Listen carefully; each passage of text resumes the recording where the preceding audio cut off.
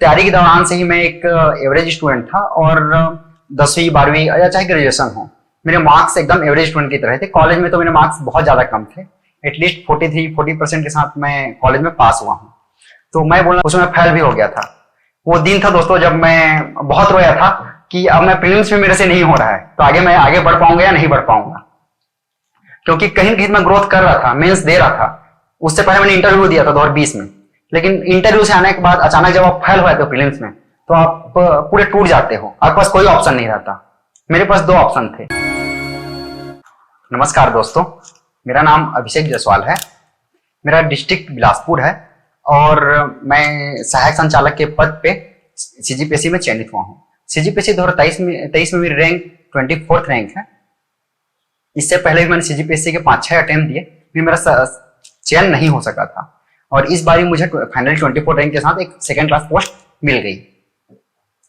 दोस्तों, मेरी जो एजुकेशन है, जो प्रारंभिक शिक्षा है, वो बिलासपुर डिस्ट्रिक्ट के ही गवर्नमेंट स्कूल से हुई है और मैंने अपनी स्नातक की परीक्षा डीपीपुर महाविद्यालय से बीकॉम में की है।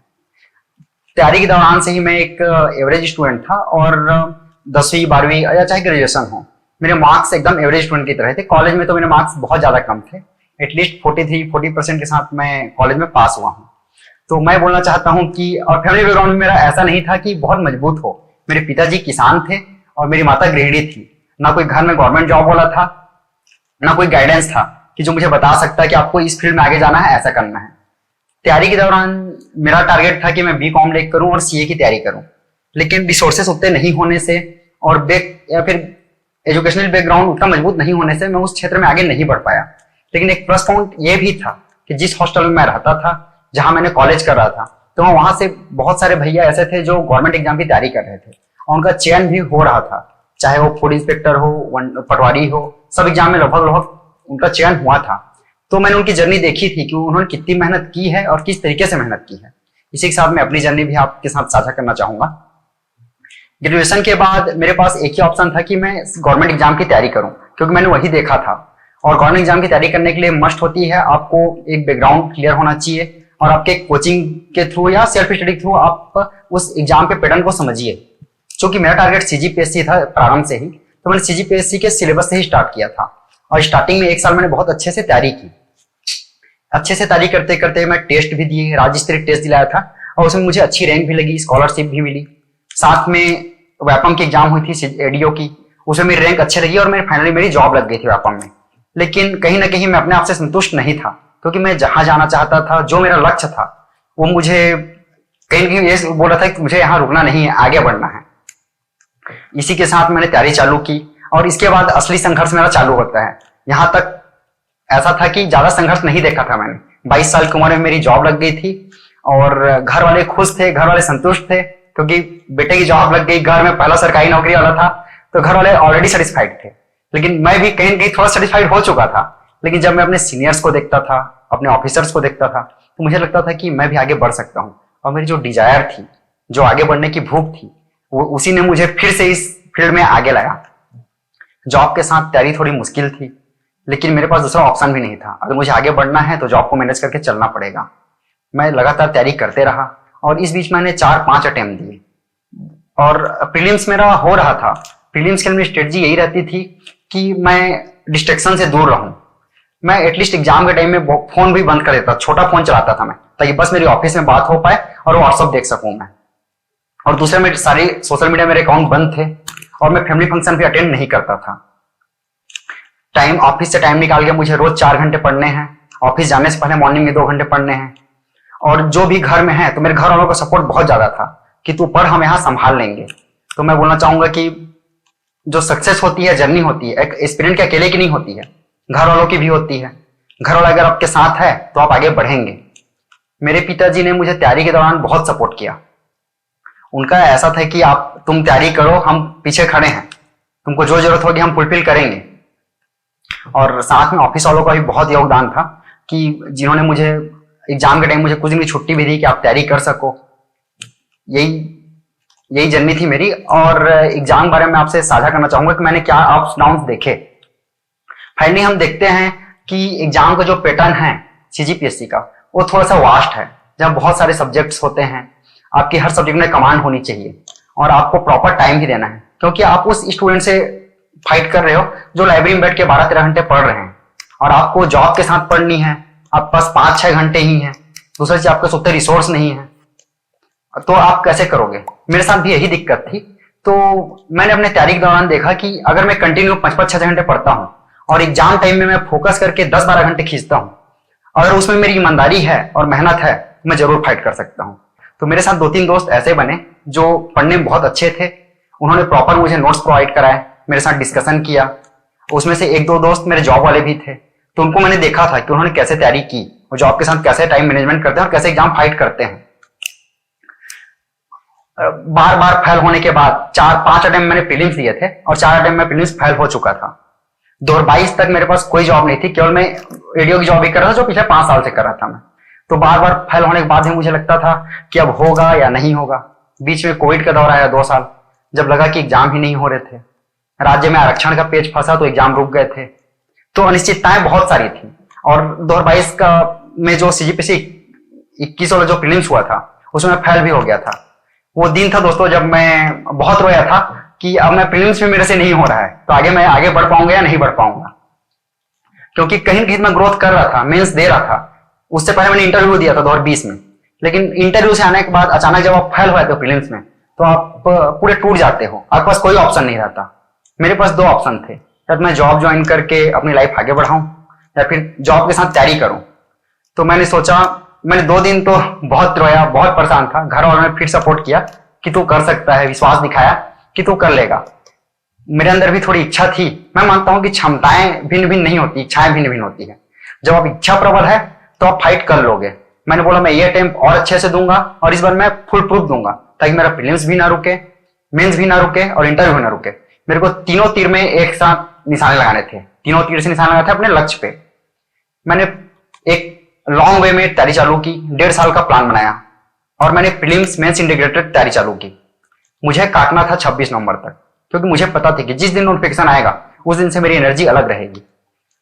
प्री फेल होने के बाद फरवरी से लेकर नवंबर तक ये 8 महीने मेरे लिए सबसे ज्यादा पैनिक थे, क्योंकि उस टाइम पे मुझे जॉब के साथ साथ रोज अपने फेलियर को फेस करना था, जहां मुझे रोज देखना था कि मैं प्री फेल हो चुका हूं। मेरे अंदर बहुत ज्यादा डर था कि इस बार मैं प्री फेल हुआ तो आगे फाइट कर पाऊंगा या नहीं कर पाऊंगा। 26 नवंबर को जब नोटिफिकेशन आई, उस दिन मैंने डिसाइड किया कि मैंने 8 महीने बहुत अच्छे से तैयारी की है। जब लोग अपना टाइम वेस्ट करते हैं, जब लोग कहीं घूमते हैं और एक्टिव मोड पे नहीं रहते, तो मैंने एक्टिव मोड के साथ पढ़ाई की है। तो मेरे पास एक प्लस पॉइंट तो है।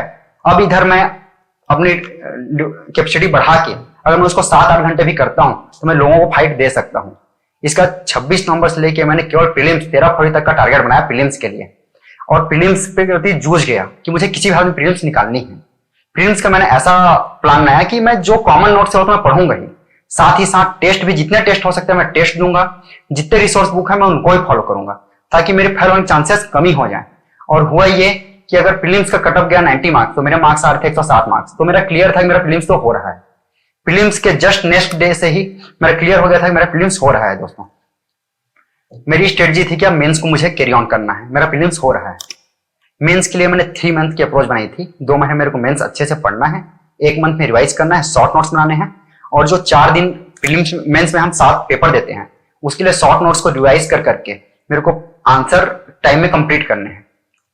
उसी बीच हमारी स्टेट में रिजर्वेशन का पेज फंसा, जहां मेंस की डेट डिले हो गई थी।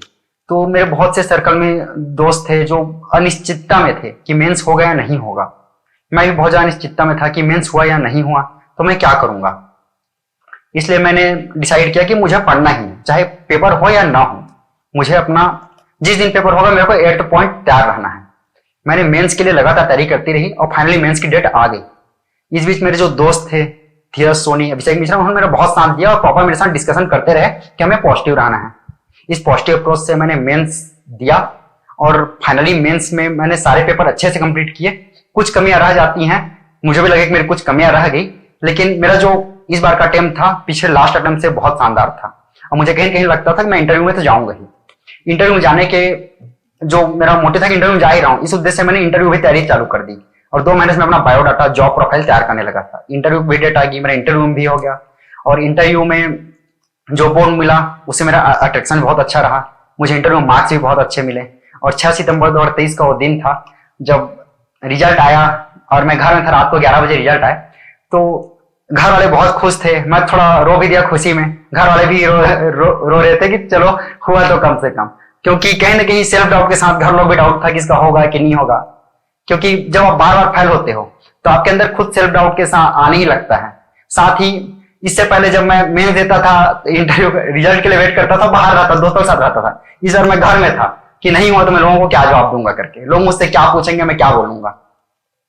तो स्ट्रगल तो था यहाँ पे, लेकिन मैं बोलना चाहूंगा कि अगर प्लान सही है, आपकी स्ट्रेटजी सही है और आप सेक्रीफाइस करने के लिए तैयार हैं, मैं मानता हूं कि आप अगर तैयारी के मोड में हैं तो आपको डिस्ट्रैक्शन से दूर रहना है। आप फोन बदल दीजिए, छोटा फोन रखिए, खाली आपकी बात होनी चाहिए घर वालों से। दूसरी चीज, आपके जो फंक्शंस हैं, पार्टी हैं, जो फेस्टिवल्स हैं, वो सब होते रहेंगे, आपको 1-1.5 साल वो चीज छोड़ना पड़ेगा, क्योंकि कुछ पाना है, लक्ष्य अगर आपका बड़ा है तो छोटे बहुत तो त्याग करने पड़ेंगे। और इस एग्जाम में कोई बड़ा त्याग नहीं कि आपको घर छोड़ना है, ये मतलब आप फैमिली से भी तैयारी कर सकते हो घर ना, क्योंकि घर वाले सपोर्ट ही करते हैं। लोग बोलते हैं कि मैंने ये किया था, मैंने 12 घंटे पढ़ाई की थी, 18 घंटे पढ़ाई की थी, सबकी बातें में सच होता है। मैं ये बोलता हूँ मैंने भी 12-13 घंटे पढ़ाई की थी एग्जाम पहले, और वो नेसेसिटी है, लेकिन मैटर ये करता है कि जब सब पढ़ते हैं तब आप पढ़ते हो तो जरूरी है, लेकिन आप जब कोई नहीं पढ़ता तब आप क्या कर रहे हो, आपको उस टाइम पे पढ़ना है। 1.5 साल का आपने प्लान बनाया है तो आपको कंटिन्यू 1 साल तक पढ़ना है, और जो 6 महीने ड्यूरेशन होता है एग्जाम वाला, उसमें जी तोड़ मेहनत करनी है, ताकि कोई आपको फाइट दे ही ना सके। मैं ये और युवाओं को साथ में ये संदेश देना चाहूंगा कि आजकल के युवा बहुत जल्दी धैर्य खो देते हैं और भटक भी जाते हैं। जैसे कोई युवा 1-2 बार में रिजल्ट नहीं मिला तो बहुत ज्यादा हताश हो जाते हैं, निराश हो जाते हैं कि हमारा हो गया नहीं होगा, बहुत ज्यादा अपने ऊपर बर्डन ले लेते हैं कि हमारे अंदर ही कोई कमी है। मैं बोलना चाहूंगा कि मैं फिर से भी बोलूंगा कि क्षमताएं भिन्न भिन्न नहीं होती, बस इच्छाएं भिन्न भिन्न होती है। आपकी इच्छा प्रबल रखिए और अपनी क्षमता दिखाइए। अगर अगला आदमी फाइट कर सकता है तो मैं भी फाइट कर सकता हूं, और जब मैं फाइट कर सकता हूं मैं बोलता हूं कि हर युवा फाइट कर सकता है। आप किसी भी बैकग्राउंड से हो, साधारण परिवार से हो, किसान परिवार से हो या व्यापारी परिवार से भी हो, आपके लिए एग्जाम समान है, आपको टाइम समान मिलेगा। आपकी मेहनत कितनी है, आपके अंदर धैर्य कितना है, यह महत्व करता है। अंत में मैं युवाओं से यही कहना चाहूंगा, मिला नहीं कुछ पल भर में, एक दौर इसी में बीता है, बादलों को समेट कर ही दरिया बनना मैंने सीखा है। आप मेहनत करते रहिए, आपको रिजल्ट जरूर मिलेगा। और साथ ही साथ मैं निखार टॉप को भी धन्यवाद देना चाहूंगा कि मुझे उन्होंने जो प्लेटफॉर्म दिया ताकि मैं युवाओं के साथ, आपके साथ संदेश साझा कर सकूं और आपको थोड़ा मोटिवेट कर सकूं, क्योंकि तैयारी के दौरान भी मैं ऐसे मोटिवेशनल वीडियोस देखता था और उनसे प्रेरणा लेता था। तो आप भी निखार टॉप के साथ जुड़िए और मोटिवेशन लीजिए। बहुत बहुत धन्यवाद।